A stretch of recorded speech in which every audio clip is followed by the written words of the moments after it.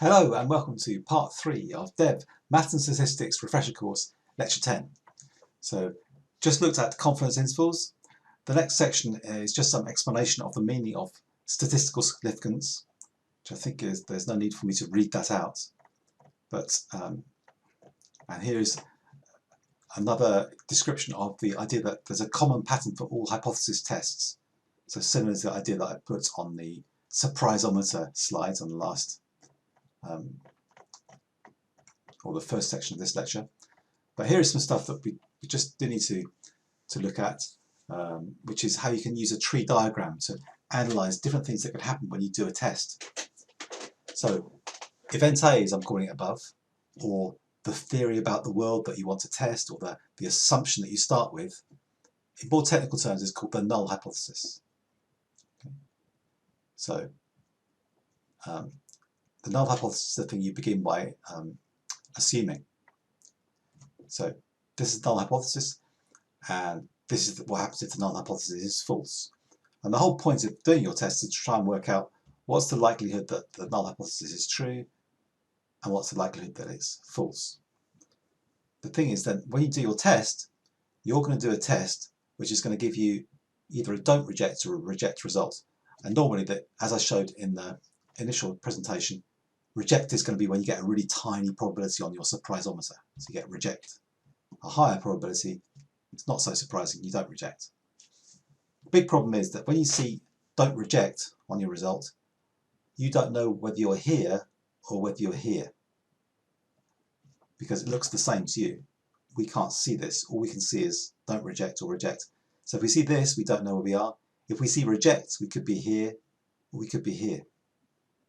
So the jargon that we use is, if H0 is true and you get a don't reject result, so in other words your probability from your calculation is not too low, so you say, okay, if this hypothesis is true, my results are not too surprising, so I won't reject it.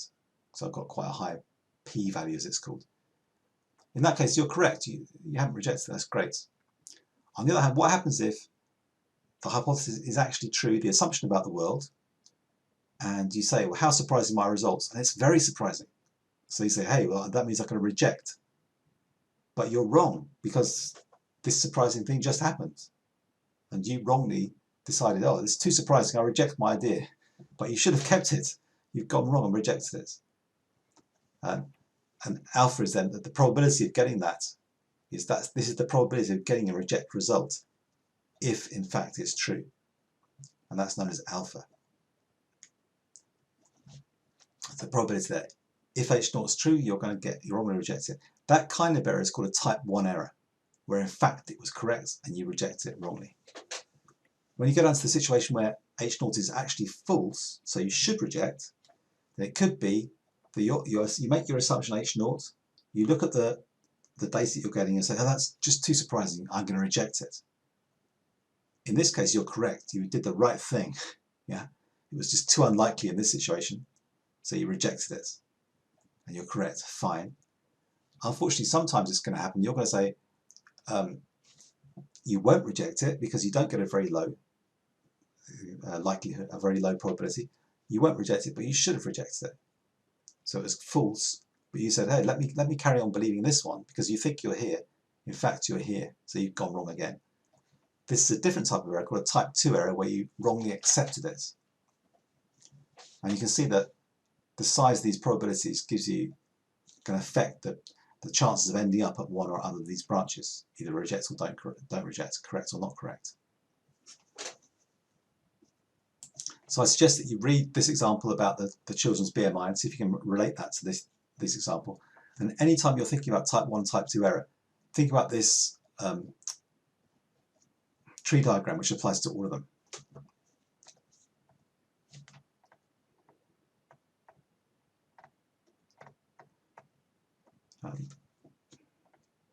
Now, unfortunately, in many situations, what you do when you do a test is you decide, okay, how small is this alpha going to be?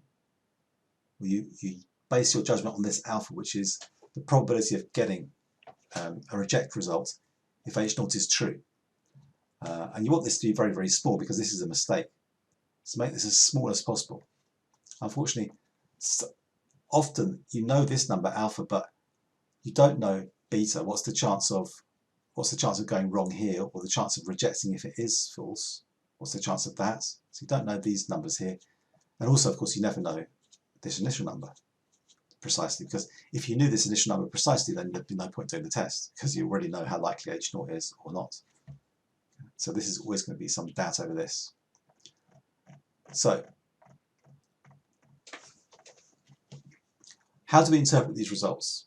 Well, suppose you have a test and you set alpha is 1 in 100. You say, okay, right, if I get something that's 1 in 100 or less, that's just too unbelievable for me, I'm going to be rejecting it.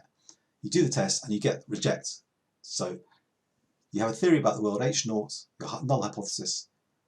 The observations, if that's correct, the observations have a 1 in 100 chance or less of being correct. So you're saying, no, I reject that theory, it must be wrong. That's how you phrase it as, we reject the null hypothesis at the 1% significance level, or sometimes we reject the null hypothesis at the 99% confidence level. These two things are the same thing.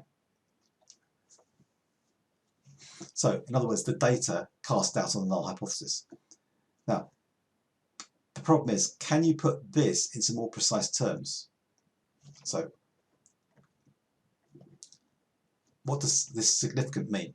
So, a significant result means you've got to reject. You're going to reject H0. So, significant at 1% means if H0 is true, the probability of getting this result is less than 1%. Now, the obvious interpretation when you get reject is to say the probability the null hypothesis is true is less than 1%. However, that is incorrect. And this was the reason for this example from the worksheet with oysters and pearls. We had alpha is 0.002, which is 1 in 500. Yeah, 1 in 500. Yeah, okay, I've got it here. So if it's a native, so back on that diagram, that means this means it's a native, this is not a native. So if it's a native, the chance of coming down here is 1 in 500. And the fisherman opens the thing, he sees the pearl, so he says, hey, I've come down here, that's 1 in 500 chance. This must be wrong, I must reject that. However, it does not mean that the probability of this being true is 1 in 500, because you haven't taken any of these other probabilities into consideration. So I showed you that you need to know also, oops, how far have we gone? I need to show also that there are two other factors. You need to know the probability that if it's a, oops, this is 1 in 500. You need to know the probability, okay, if it's a non-native, so exotic, what's the probability of seeing a pearl and therefore rejecting? So you want this not to be too, you want this to be likelier because this is correct. So you want to come down this one correctly, but this, it turns out, is even less likely than this. This is 1 in 500. This is 1 in 5,000. So if you see the reject, it's much more likely that you came down this one, 1 in 500, compared to this one, 1 in 5,000. But even that is wrong because you need to know what's the chance of these two here. And it turned out that this one was only 1 in, this one was only 1 in, 50,000, wasn't it? Yeah. So it's extremely unlikely that you end up coming down this one. I think, is that correct? Oh no, this one's the one that's extremely tiny here. Yeah. So because this is tiny, you think it's not possible, you must come down here. And then you're told that this one is even tinier, so it goes back to here, it must be a native. But then we tell you at the end that even before you start looking for pearls, almost none of these are existing anymore. Yeah. So it's very unlikely you come down here. So that makes it much more likely you switch back to here again. So each piece of new information changes things. And the calculations for this are given here. So you can actually give an exact calculation just by using Bayes' law. So for all tests, when you do any test is applied. So you've got a test, you've got a reject result. What you want to know is what's the probability the null hypothesis is true. In other words, you want to know probability of H0's given reject result in symbolic terms lists. Probability of H0 given reject result. Unfortunately, as I've tried to stress again and again, this is not exactly the same as just flipping round to this because this is what you know. Alpha, the significance or the p-value from the computer, is the opposite of this, probability of the reject result if h0 is true. So this is what you're given, this is what you really want to know, and you can't just say they're the same thing. You need some extra ingredients. You need just the probability of h0. So before you even do your test, that's often called the prior probability of h0, before you look inside the shell. And then what you want to know is once you've got the extra information from the test has given you extra information, what is now the probability of h0 after you've done your test? So what we do is we start with what you want to know, which is the probability of h0 given r. This must be equal to the probability of h0 and r divided by r by Bayes' rule, and then you can substitute in all the different values. So probability of h0 and r is probability of h0 times alpha, because alpha is probability of r given that h0 is true. That's this one that you're given. So that's alpha which you're given. So multiply that by h0 and you get the probability of the and. Now on the bottom is the probability of a reject result. And there's two ways of getting a reject result. So it's the probability of here or here. So in other words, what you're doing is the probability of ending up here divided by the probability of ending up here plus here. Gives you what you want to know. That's the chance that's the probability that h0 is true. So if you put it in, you can rearrange it a little bit. You can't go much further than that. I've put it, before we go on to the next section, I'll just point out I've put it into a spreadsheet for you. So you could calculate it. So here's the figures we start off with. But if these kind of seem reasonable figures, that prior is like 50-50 each way, we're not sure. So let's say for the situation I gave you, the oyster, it was equal to 1 in 500. Oops, 1 in 500. So that's showing the probability, if it's a native, the probability of getting a pearl, which we're going to call a reject result, is 1 in 500. If it's a beta, the probability of not getting that, not having a pearl, is quite low.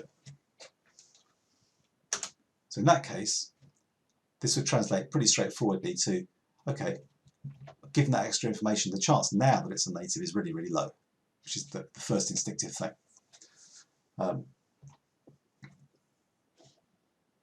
But then you have to put in beta. This next bit of information I gave you was that beta, that's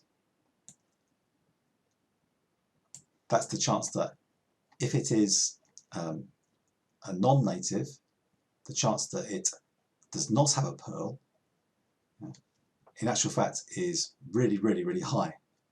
You think this is very high, but this is even higher, because this chance here is only 1 in 5,000 compared to 1 in 500 here. So to use this, the beta would have to be equal to 1 minus 1 over 5,000, because it's almost certain not to have a pearl if it's a non-native. And suddenly that flips the thing back again. So now the probability that it's a native, after you've got both those bits of information, when you've looked and when you've got your pearl, you've seen a reject result, is now really, really high. So without that extra information, it was really, really low. With the extra information, it's really, really high. But that's still not enough, because here we're going on the assumption that before you do your test, it's like equal 50-50 each way. But if we have prior information that in fact in this area almost all of the natives have disappeared, so this chance is now, instead of being 50-50, it's actually 1 in 50,000, then suddenly it becomes incredibly unlikely again. And this is with all this information, this is then your best accurate estimation of actually having opened that pearl, opened the oyster and seen the pearl, the probability that this is a native oyster, given that information and all the previous information, is 1 in 10,000 or 2 in 10,000. So extremely low. So it's very, very likely to be a exotic oyster, as we decided in the class, but that's how you can put an exact figure on it. So the good news is you can calculate, put an exact figure on it, the bad news is you very rarely have any of that extra information. You just have alpha. So you've got to be extremely cautious and don't just decide that alpha is the probability that A-short is true. And that's often done even by people that should know better. So don't join them. Okay, we go on to some more tests in the next part of the lecture, but for now, thanks for watching.